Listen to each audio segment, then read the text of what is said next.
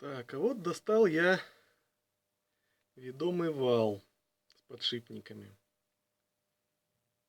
И вот как он себя ведет.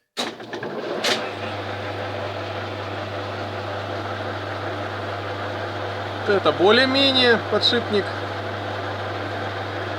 А вот этот, вот он какой. Причем вот эта посадка такая, так выточена.